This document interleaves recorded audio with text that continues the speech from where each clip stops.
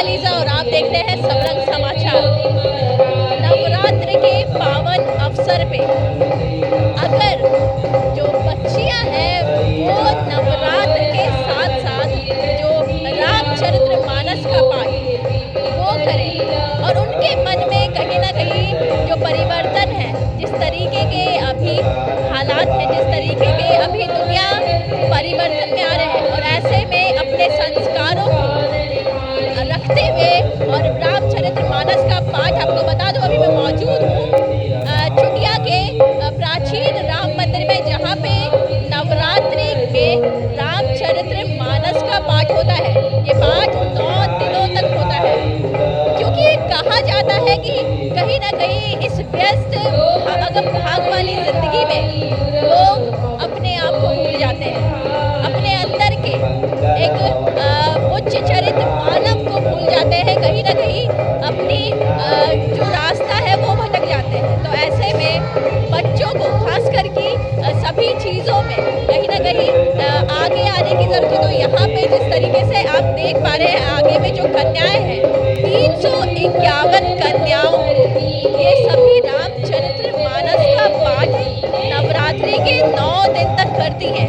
और क्योंकि अगर मैं बात करूं कि नवरात्रि में ही रामचरितमानस का पाठ क्यों होता है, तो ऐसे में ये बड़ी बात है कि दशमी के दिन, विजयदशमी के दिन रावण दहन होता है। रावण दहन का मतलब कि जब राम जी युद्ध कर रहे थे, तो ऐसे में रावण को मारा जाता है विजयदशमी के दिन।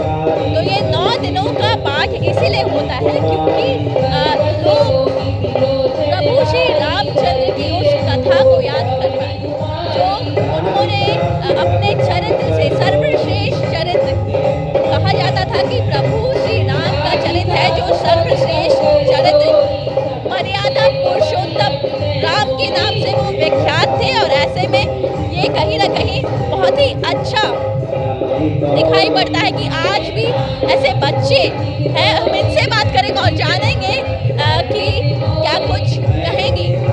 कितने दिनों से ये पाठ कर रही हैं आप? 4 दिन हो गया है आज मिला। रामचरितमानस का पाठ कर रही है, क्या कुछ सीखने को मिलता है आपको इससे? रामचरितमानस का पाठ करने से हमें किस प्रकार अपने बड़ों का आदर करना है, जैसे माता पिता गुरुजन है, इन सभी का किस प्रकार आदर करना है, अपने छोटे भाइयों का किस प्रकार स्नेह देना है, कैसे प्रेम से रहना है, ये सब सीखने के लिए मिलता है। फिर जैसे सीता माता का लक्ष्य से, और मतलब हमेशा अपना पति के ही बारे, पतिव्रता नारी कहलाई, और महाराजा राम जो है मर्यादा पुरुषोत्तम है, वो मतलब कभी भी मतलब बिना मर्यादा का कुछ भी नहीं किए जीवन में। तो हमें उनसे वही उन्हीं के गुणों के बारे में सीखने के लिए मिलता है। और कोई एक ऐसी चौपाई आप बता सकती है जो आपको भी अच्छी लगती है और लोगों को भी जानने की जरूरत है उस चौपाई को? मुझे एक चौपाई जो बहुत अच्छी लगती है, गुरु गरीब पढ़न चले रघुराई, अल्पकाल विद्या सवाई। मतलब कि भगवान राम किस प्रकार कितने कम समय में सारी शिक्षा, सारे गुण प्राप्त करके अपने गुरु के यहाँ से अपने घर आ गए, और ये मुझे बहुत अच्छी लगती है। और ये चौपाई का हर एक दिन अनुसरण करना चाहिए, पढ़ना चाहिए, क्योंकि इससे हम कम समय में बहुत गुणी विद्वान बन सकते हैं। और राम का नाम और राम कथा में कोई अंतर नहीं है। राम का नाम और राम की कथा में कोई अंतर नहीं है। राम का नाम है, ये तीनों एक समान है। जो अगर राम कथा कर रहा है, राम कथा सुनने वाला भी इंसान बहुत उच्च पद को प्राप्त होता है। गलती से भी अगर सुन लिया हो राम का कथा तो वो वैकुंठ को जाएगा। और अगर सच में कोई मन से पढ़ रहा है राम कथा, तो राम की भक्ति प्राप्त होगी, राम का प्रेम प्राप्त होगा, राम का स्नेह प्राप्त होगा, और वो बहुत आगे लक्ष्य में बढ़ सकता है। ये जो बच्ची अभी अपनी बातों को रख रही थी, सच कहूँ तो मैं भी इनकी बातों में कहीं ना कहीं मंत्रमुग्ध हो गई थी, क्योंकि जिस तरीके से इन्होंने बताया कि राम का नाम लेना और राम की कथा में कोई अंतर नहीं, राम का चरित्र, सीता माता का चरित्र, रामचरितमानस में राम का चरित्र है। मनुष्य के एक का कल है। रामचरित में हर वो क्षण है जो मनुष्य को जानने की आवश्यकता है। और बच्ची हमारे साथ है, हम इनसे बात करेंगे। रामचरित्र मानस को आप जब पढ़ती हैं कैसा महसूस होता है आपको? रामायण हमें बहुत अच्छा महसूस होता है। रामायण पाठ हमें बहुत अच्छी सीख देती है, बहुत महत्वपूर्ण रामायण पाठ हमारे जीवन में बहुत महत्वपूर्ण रखती है। रामायण पाठ इसे तो हर कन्याओं को करना चाहिए। आगे जाके हम चाहते हैं कल लोग और कन्या रामायण पाठ सीखे और महत्वपूर्ण अपने जीवन में बनाए। रामायण पाठ से सुख शांति अच्छा मन मिलता है, सुख मिलता है। ये रामायण पाठ हमारे जीवन में बहुत ही महत्वपूर्ण है, बहुत महत्वपूर्ण रखते हैं। कितने दिनों से आप ये पाठ कर रहे हो, कितने सालों से? क्या आप बचपन से ही आती है यहाँ पाठ करने? हम पिछले 3 साल से पाठ कर रहे हैं। हम पिछले 3 साल से पाठ कर रहे हैं। पिछले 3 साल से बहुत अच्छा लगता है और ये पिछले 3 साल से रामायण पाठ मेरे जीवन में बहुत ही महत्वपूर्ण हो गया है और आगे जाकर और भी ज़्यादा महत्वपूर्ण हो जाएगा। तो गुरुजी हमें रामायण पाठ का मतलब समझाते हैं। 8 बजे कथा होती है तो हम लोग कथा सुनते हैं, समझते हैं, अपने जीवन में महत्वपूर्ण बनाते हैं। सबसे कैसा विचार रखना है वो बनाते हैं। सबसे कैसे बातें करना, माता पिता का सम्मान करना चाहिए, बड़ों को आदर करना चाहिए, अपने से बड़ों बुजुर्ग का मदद करना चाहिए। इस तरीके से इन्होंने अपनी बातों को रखा। इनका कहना था कि रामचरित्र मानस पिछले 3 सालों से ये कर रही है और सभी बच्चियां यहाँ, छोटी छोटी बच्चियां हैं, वो इतनी अच्छे से रामचरित्र मानस का पाठ कर रही हैं क्योंकि जब ये धीरे धीरे बड़ी होगी और उसके बाद जब इनमें समझदारी होगी तो इनका भी खुद का जो व्यक्तित्व है वो भी कितना परिवर्तन होगा, उस व्यक्तित्व में भी बहुत ज़्यादा परिवर्तन होगा। और हर वर्ष की भांति इस साल भी यहाँ पे ये वैसे प्राचीन मंदिर, आपको बता दूं कि लगभग 350 साल पुराना केचुटिया में जो मंदिर है और यहाँ पे लगभग 70 सालों से ही रामचरित्र मानस का पाठ हो रहा है। जो कन्याएं यहाँ पे हर वर्ष दुर्गा पूजा यानी कि नवरात्रि के समय रामचरित्र मानस का पाठ करती है। और यहाँ के आयोजक से बात करेंगे और जानेंगे कुछ दिलचस्प चीजें इस मंदिर और इस पाठ के बारे में। इस मंदिर में जो आयोजक है, जो इस पाठ को करवाते हैं, वो हमारे साथ मौजूद है। इनसे बात करेंगे और जानेंगे बड़ी ये जो बातें ये बच्चियां बता रही है, कितने वर्षों से इन्हें इन सभी चीज़ों का ज्ञात है। ये जो बच्चियां यहाँ पे कई दिलचस्प चीज़ें पाठ के बारे में बता रही है, उसमें कितने वर्षों से ये पाठ होता आ रहा है?